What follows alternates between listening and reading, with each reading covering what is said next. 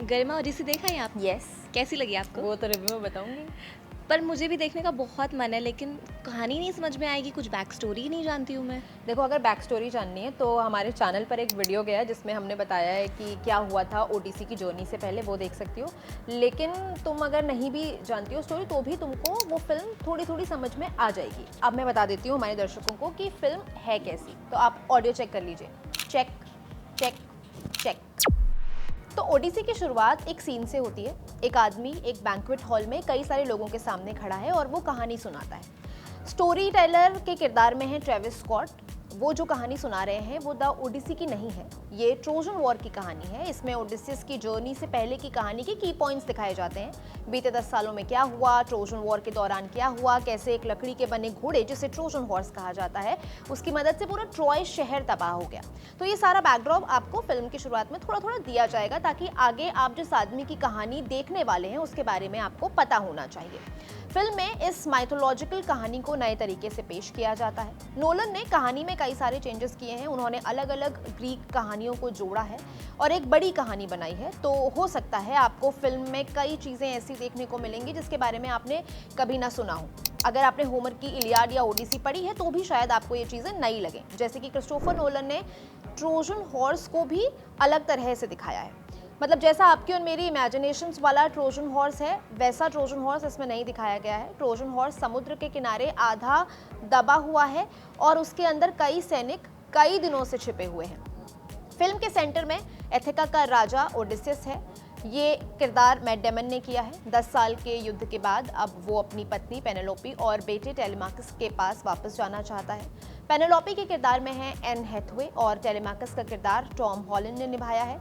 Odysseus और उसकी army के लिए ये जर्नी बिल्कुल आसान नहीं है। रास्ते में उन्हें कई सारी परेशानियों का सामना करना पड़ता है। ओडिसियस नोलन की फिल्म का हीरो है, लेकिन वो परफेक्ट नहीं है, उसमें फ्लॉज हैं और मैट डेमन ने इस किरदार के लिए अपनी लाइफ टाइम परफॉर्मेंस दी है। समुद्र के देवता पोसाइडन जो हैं वो ओडिसियस से नाराज हैं और वो उसकी यात्रा को और ज़्यादा मुश्किल बनाने में कोई कसर नहीं छोड़ते हैं। उसे रास्ते में बार बार तूफान, राक्षस, साइरन्स का सामना करना पड़ता है। ग्रीक माइथोलॉजी में साइरन्स जो होते हैं वो ऐसे रहस्यमयी जीव हैं जिनकी आवाज़ बहुत मीठी होती है। वो इतना सुंदर गाना गाती हैं कि कोई भी उसे सुनकर सम्मोहित हो जाता है। जैसे ही उस मधुर आवाज़ को सुनकर कोई भी नाव या जहाज़ उस आवाज़ की तरफ बढ़ता है वो चट्टानों से टकराकर टूट जाता है और नाविक की मौत हो जाती है। इन सभी मुश्किलों से बच निकलने के बाद भी ओडिसियस 10 साल तक अपने घर नहीं पहुंच पाता। फिल्म में दिखाया है कि इस देरी की वजह कोई राक्षस या देवता नहीं है, बल्कि ट्रॉय के युद्ध में जो तबाही हुई उसका बोझ है जो ओडिसियस की इस जर्नी को मुश्किल और लंबा बना रहा है। नोलन बताते हैं कि ट्रोजन वॉर के आखिरी के जो कुछ मिनट थे वो ओडिसियस के लिए कितने भारी रहे। सब उसे एक वॉर हीरो की तरह जानते हैं, लेकिन इस वॉर हीरो के इतर वो एक इंसान भी है जो अपराध बोध में है। ओडिसियस का सेकंड इन कमांड है यूराइलोकस। इस किरदार को निभाया है हिमेश पटेल ने। He did an extraordinary job. वहीं एथिका में ओडिसियस की पत्नी पेनेलोपी उसका इंतजार कर रही है।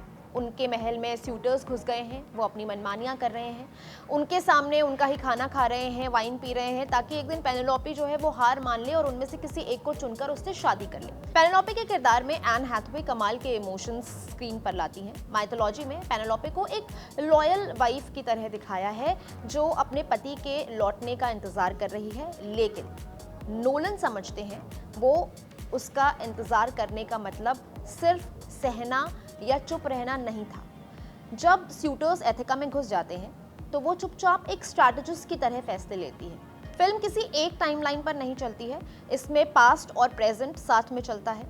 कभी दिखाया जाता है कि ओडिसियस कैसे 10 साल पहले अपनी पत्नी और बेटी को छोड़कर इस वॉर के लिए गया था, तो कभी कहानी वर्तमान में आ जाती है। इसमें नोलन और उनके एडिटर की तारीफ करनी होगी क्योंकि मल्टीपल टाइमलाइंस में चलने के बाद भी फिल्म आपको कंफ्यूजिंग नहीं लगती है। दर्शक कहीं पर भी उलझते नहीं हैं। जैसे फिल्म में एक सीन है जहाँ पर एक कैरेक्टर एक कहानी सुना रहा है और उस कहानी में भी एक कहानी है।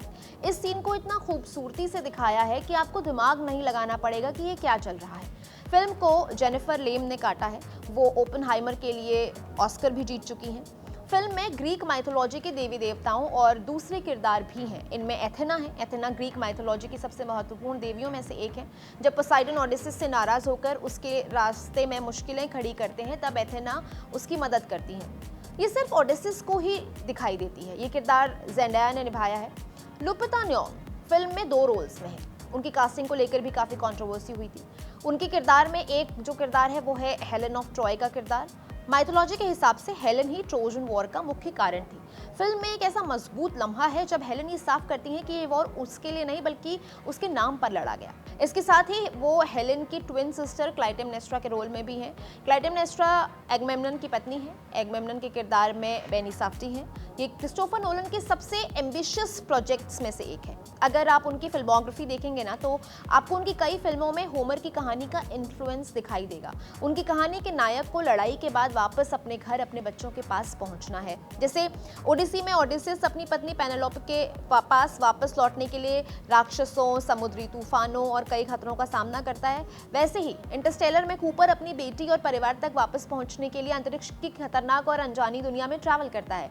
इंसेप्शन में कॉब अपने सपनों से, यादों से, अपराध बोध से लड़कर अपने बच्चों के पास वापस लौटना चाहता है। ओडिसिस जब वापस एथिका लौटता है तो उसे अपना घर और अपना किंगडम वापस हासिल करना पड़ता है। बैटमैन बिगिंस याद है आपको? उसमें भी ब्रूस वेन लंबे समय तक गॉथम से दूर रहता है और जब वो वापस लौटता है तो पाता है कि उसके शहर में अपराध, भ्रष्टाचार और डर फैला हुआ है। इसलिए वो बैटमैन बनकर गॉथम को वापस हासिल करने की लड़ाई लड़ता है। ऐसा ही इन्फ्लुएंस होमर का आपको क्रिस्टोफर नोलन की कई फिल्मों में देखने को मिल जाएगा। क्रिस्टोफर नोलन ने इस पूरी फिल्म को आईमैक्स कैमरास पर शूट किया है। जैसा नोलन दिखाना चाहते हैं इसका वैसा सिनेमैटिक एक्सपीरियंस लेने के लिए तो आपको इसे 70 mm आईमैक्स स्क्रीन पर देखना पड़ेगा। लेकिन इंडिया में 70 mm आईमैक्स स्क्रीन है ही नहीं। लेकिन नॉर्मल आईमैक्स स्क्रीन में भी इस फिल्म को देखना अपने आप में एक अद्भुत अनुभव जैसा है। नोलन अपनी फिल्मों के बड़े और विशालकाय सेट्स के लिए जाने जाते हैं। ओडिसी में युद्ध, राक्षस, देवताओं का गुस्सा और प्रकृति का कहर जैसे दृश्यों को सिनेमेटोग्राफर होयटे वैन होयटेम ने एकदम रियल बना दिया है। फिल्म का बैकग्राउंड स्कोर लुडविग गोरांसन ने दिया है जो फिल्म में जान डालने का काम करता है। मैं इस फिल्म को 4 स्टार देती हूँ। अगर आपने ओडिसी देख ली है तो आपको कैसी लगी आप कमेंट करके जरूर बताइएगा। मैं हूं गरिमा, कैमरा के पीछे है मेरे साथी नकुल। आप देख रहे हैं कड़क। शुक्रिया।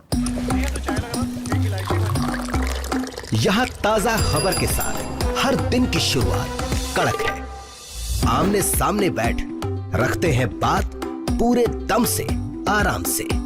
चर्चा होती है बेधड़क। यहाँ किस्से कहानियों में बोल सरल और अंदाज बेहद कड़क मिलता है। जीने में एक तेवर है जो आता है सही ज्ञान, जानकारी और उससे कमाई कड़क नोट से। इधर मौके पर चौका नहीं छक्का लगा जलवा दिखाते हैं। कड़क क्रिकेट से अपने रोमांच को जो बढ़ाते हैं। यहाँ की हर बात का मिजाज एक है, मिजाज कड़क। आपका अपना YouTube चैनल कड़क, लाइव बेधड़क।